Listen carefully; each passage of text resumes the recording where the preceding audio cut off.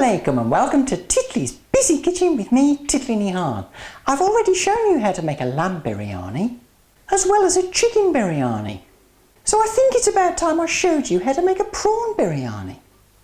I'm going to start by marinating the prawns. I've got 500 grams of peeled raw prawns here, the juice of a lemon, half a teaspoon of turmeric and half a teaspoon of salt, 2 tablespoons of garlic and ginger paste and a cup of plain yoghurt. So I'll add all these together and mix. Now I'll leave these prawns to marinate for about an hour.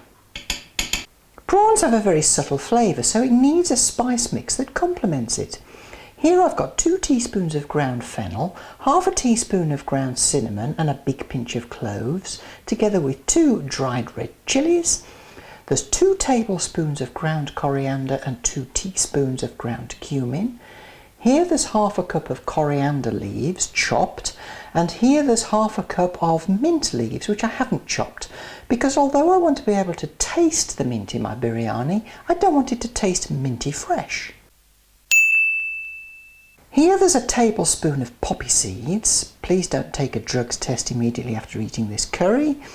10 black peppercorns and the seeds from 5 green cardamom pods, and 2 chopped chillies. I'll start by putting the leaves, chillies, green chillies, and breaking up the red chillies a bit into a herb mill. Put on the lid and give them a whiz.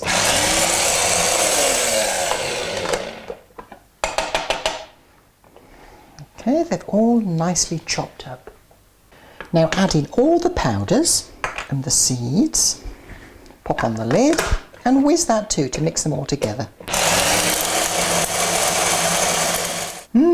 Nicely whizzed. So the story so far, I've got some marinating prawns and a spice mix. For the next part I need 3 tomatoes which I've chopped quite finely and 3 large onions which I've cut into thin slices. Heat 2 tablespoons of oil over a medium heat in a pan, then add in the onions, then stir fry gently to brown and caramelise the onions. It'll probably take about 15 minutes, don't be in too much of a hurry.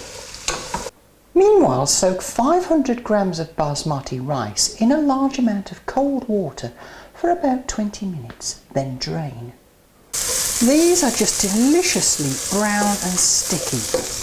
What I'm going to do now is take out about 2/3 of the onions.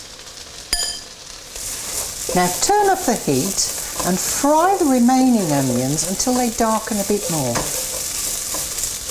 These are going quite crispy around the edges, so I'll turn off the heat and put them into a small bowl.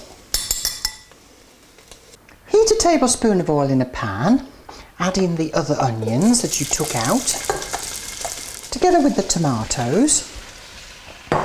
Now fry these until the tomatoes are soft.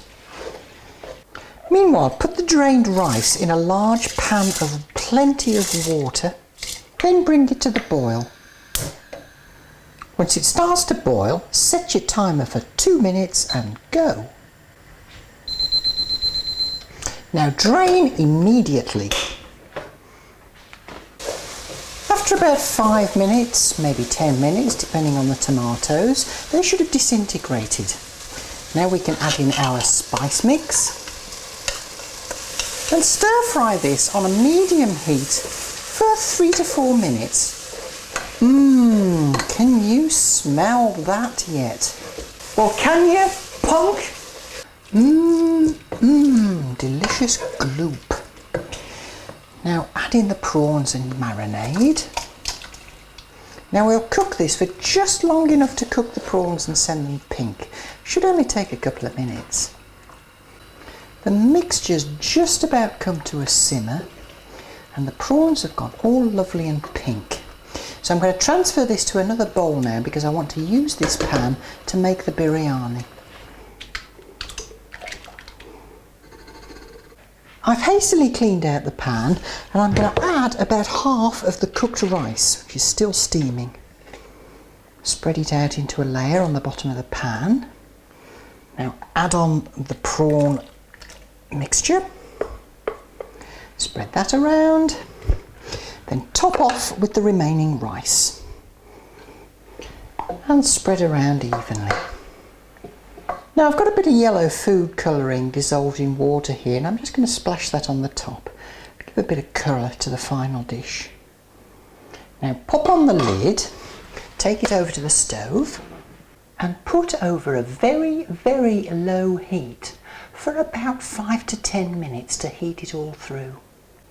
Once it's heated through, remove the lid and then mix it up a bit with a spoon.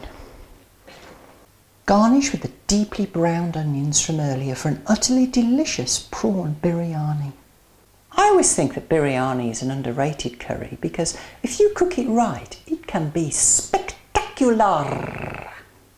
Join me next time in Titli's Busy Kitchen with me, Titli Nihan. Until next time, Khuda Hafiz.